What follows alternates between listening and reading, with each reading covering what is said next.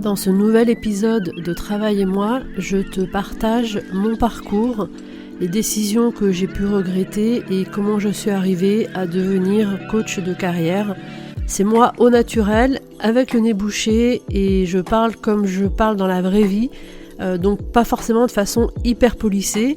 Voilà, j'espère que ça t'intéressera. N'hésite pas à me le dire dans les commentaires.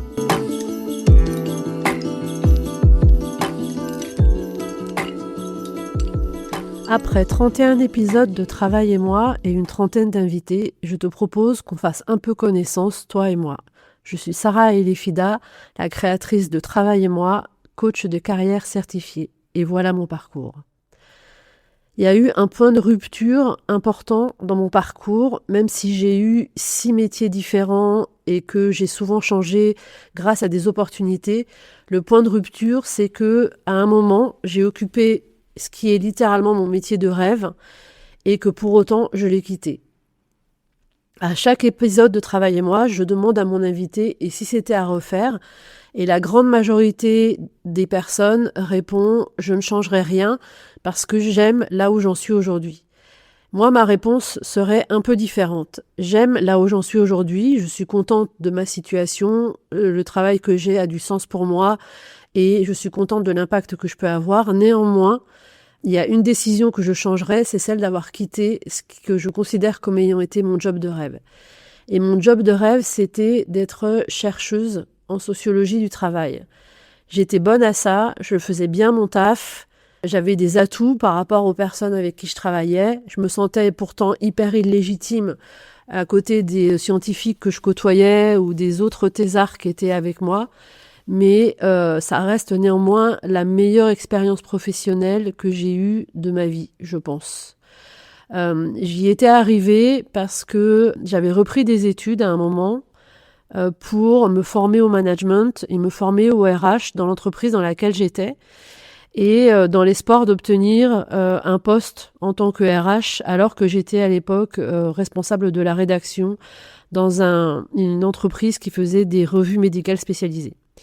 Et à l'issue de cette formation, il n'y a pas eu de poste dans le service RH. En gros, on m'a dit que si je prenais un poste au RH, ça déclencherait des jalousies, que c'était pas possible, etc. Et donc, à ce moment-là, j'ai quitté l'entreprise dans des conditions très favorables parce que j'avais le statut de journaliste. Donc, j'ai quitté l'entreprise et du coup, je me suis dit, j'ai envie de continuer les études que je viens de reprendre.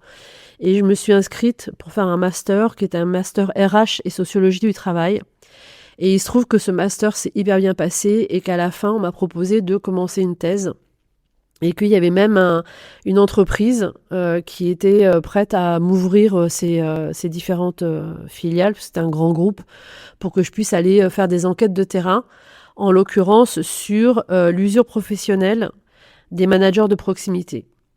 Et c'est là-dessus que je suis partie, et c'est vraiment dans ces fonctions-là que je me suis absolument éclatée, même si le salaire était la moitié de ce que j'avais dans le privé, puisqu'il faut savoir quand même la recherche en France, c'est un peu la misère. Et donc, je me suis éclatée en allant sur le terrain, en interviewant des managers de proximité dans le secteur des transports, de la propreté urbaine, de la gestion de l'eau, etc. Ça te donnera une idée de l'entreprise dans laquelle j'étais. Et si j'avais pas toutes les connaissances théoriques par rapport à mes collègues, puisque j'avais pas fait d'études de sociaux, l'avantage que j'avais, c'est que je n'avais pas non plus d'école de pensée stricte, et que donc je pouvais naviguer d'un secteur à l'autre, que ce soit la socio du travail, l'ergonomie, différentes époques, etc. Et l'autre avantage que j'avais par rapport aux gens avec qui je travaillais, c'est que, en gros, je connaissais déjà l'entreprise, au sens général du terme, et j'avais pas peur d'aller sur le terrain, j'avais pas peur d'interviewer des gens, et donc je récoltais finalement une qualité dans mes entretiens qui était vraiment intéressante. Et j'ai fait ça pendant 2 ans, j'ai absolument adoré, et je me suis dit j'aimerais faire ça toute ma vie, sauf que évidemment ça s'est pas passé comme ça. Il y a eu des changements politiques dans le labo dans lequel j'étais, mon directeur de recherche l'a quitté, il fallait que je change de directeur de recherche, les terrains sur lesquels je pouvais enquêter ont aussi changé leur centre d'intérêt, donc du coup ce que je faisais était plus intéressant pour eux. Bref, il y a eu plusieurs changements, et il y a eu aussi un changement dans ma vie perso qui était que on allait s'expatrier aux Pays-Bas, précisément à Amsterdam. Donc tout ça rajoutait des difficultés, des contraintes, et plutôt que d'essayer de creuser comment j'aurais pu faire avec toutes ces difficultés, j'ai claqué la porte, comme ça m'arrive souvent quand je suis hyper impulsive, et je suis partie, j'ai dit j'arrête, voilà. Et ça reste un très grand regret dans ma vie de m'être arrêtée là et de pas être allée plus loin dans ce job-là qui était vraiment ce qui m'intéressait le plus dans tout ce que j'ai fait dans ma vie. Et comme je te le disais, j'étais arrivée à ce job-là un peu par accident parce que j'avais quitté mon entreprise précédente.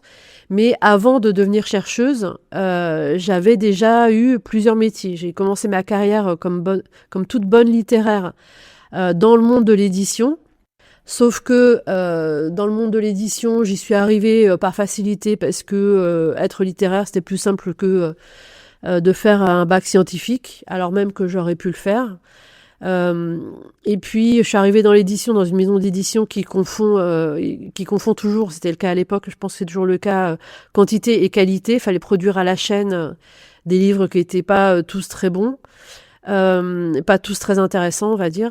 Et du coup, quand j'en ai eu marre de travailler dans une pièce sans fenêtre, au sous-sol d'une librairie, et là aussi, si tu cherches un peu, tu trouveras chez qui je travaillais, j'ai commencé à dire, à laisser entendre à certains de mes auteurs, à ceux avec qui je travaillais, que j'irais bien voir ailleurs. Et une des autrices dont j'éditais le livre a parlé de moi dans un dîner, et il se trouve que se trouvait dans ce dîner une rédactrice d'une revue médicale spécialisée, et qu'elle m'a contactée, que l'entreprise m'a proposé un poste dans lequel je suis restée 7 ans. Et c'est là que après je suis devenue manager et que j'ai voulu me former pour acquérir des connaissances, etc. Donc ça, c'était déjà mon deuxième job, parce qu'on pourrait penser que l'édition médicale de revue, c'est proche de l'édition de livres. Et en fait, c'était quand même très différent parce qu'il fallait gérer les rédactions, il fallait gérer les médecins, etc. Et à l'issue de cette expérience, et avant de devenir chercheuse, j'ai fait un bilan de compétences qui a été totalement inutile, puisque la conclusion du bilan de compétences, ça a été que je pouvais faire tout ce que je voulais, sauf commercial, que la consultante en bilan de compétences qui était en face de moi était une très jeune consultante qui devait sortir tout juste de la fac, qui était psychologue du travail, ce qui était chouette, mais elle manquait quand même pas mal de recul sur ce que c'est que la vie d'une femme de 40 ans qui a 2 enfants en bas âge, c'est-à-dire 2 enfants de moins de 5 ans en fait. Et du coup, c'était très compliqué d'arriver à connecter avec elle. Enfin bref, le bilan de compétences qui n'a rien donné. Et après, j'ai repris mes études et je suis rentrée dans la recherche. Mais même à travers tout ça, à travers les expériences que j'avais eues avant la recherche, il y avait un truc que j'avais déjà identifié moi, c'était que j'avais tendance à organiser le travail des autres et à prendre la responsabilité du travail des autres, en tout cas de leur bien-être au travail. C'est-à-dire que j'avais déjà eu l'occasion de faire tampon, entre guillemets, entre une personne qui avait fait un burn-out et notre boss dans la maison d'édition. Et là où je produisais des revues médicales, assez vite, je me suis retrouvée à écouter, peut-être pas les plaintes, même si c'est souvent des plaintes, mais à écouter mes collègues, à essayer d'organiser mieux le travail, à suivre des formations, à proposer des choses, etc. Et à être devenue de façon informelle un peu la référente de notre boss, qui était une femme, dans ce qui était organisation du travail, etc. Et c'est comme ça que j'ai commencé à manager, et je me suis retrouvée d'ailleurs à manager les personnes qui m'avaient embauchée et formée dans cette boîte, et qui étaient plus âgées que moi. Donc ça, c'était aussi un peu un challenge, donc je pense que ça m'a pas mal fait réfléchir à ce que c'était que le management et aux relations sociales au travail. Et c'est ça qui m'a amenée ensuite à vouloir me former, et puis par la suite à faire cette thèse.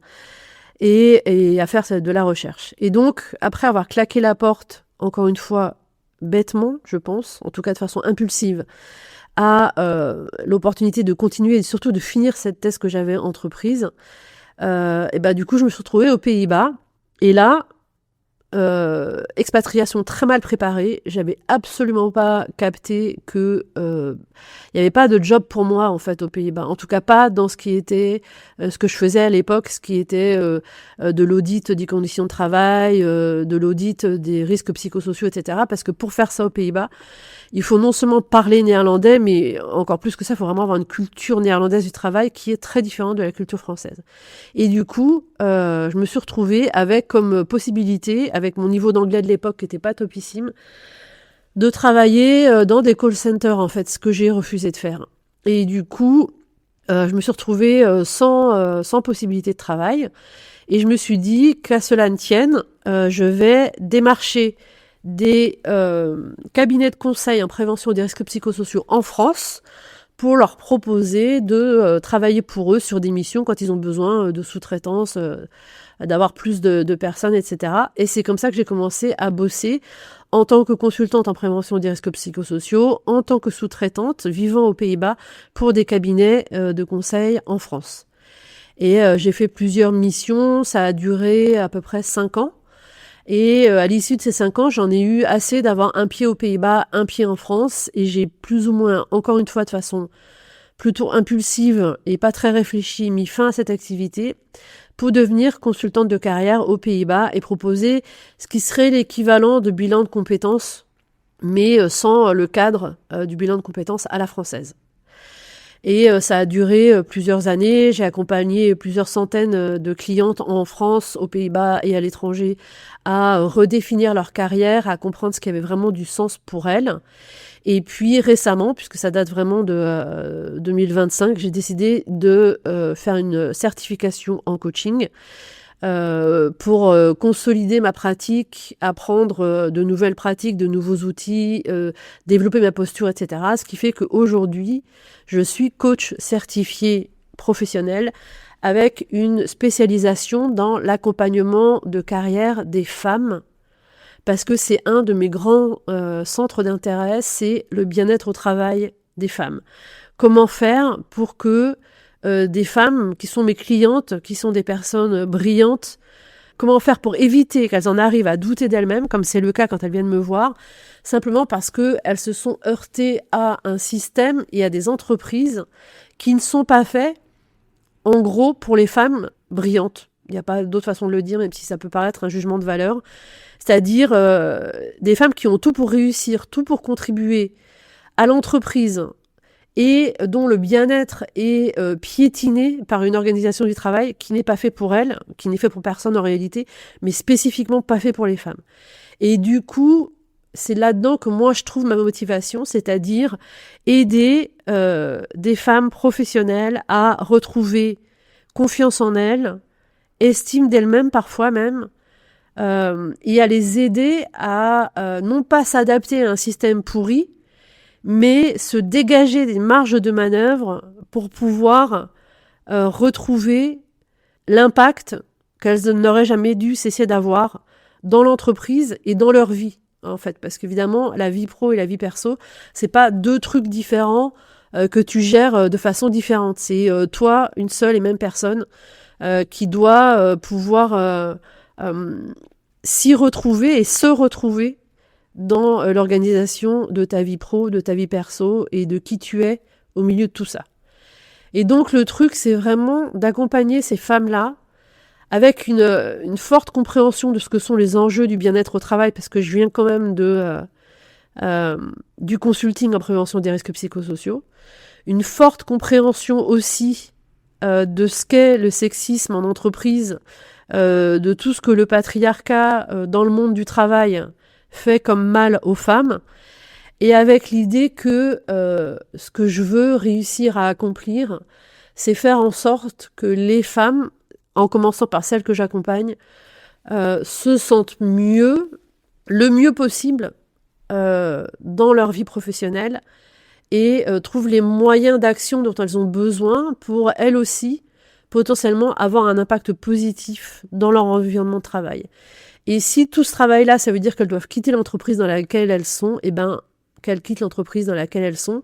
On mettra tout en place pour que leur prochaine étape leur permettent de se sentir bien, que ce soit en indépendante ou dans une autre entreprise, parce que honnêtement, il n'y a pas que le travail indépendant qui t'apporte du bien-être.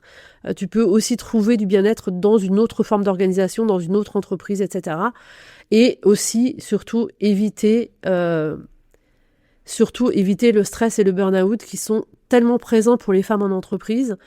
Et encore une fois, le stress et le burn-out peuvent être présents pour tout le monde, mais il y a quand même un facteur genre qui joue, du fait que les promotions, on les oublie quand on rentre de congé maternité, par exemple, du fait que être reconnu pour sa contribution, c'est quand même plus compliqué quand t'es une femme que quand t'es un mec, du fait que si t'es parent, surtout si t'es maman, tu vas assumer une charge mentale différente de celle de ton conjoint, dans la plupart des cas, dans les couples hétérosexuels, et que le fait que t'assumes cette charge mentale supérieure n'est pas pris en compte dans ton organisation de travail. Et donc, on te fait porter le poids du fait que tu es aussi responsable de ce qui se passe en dehors du travail.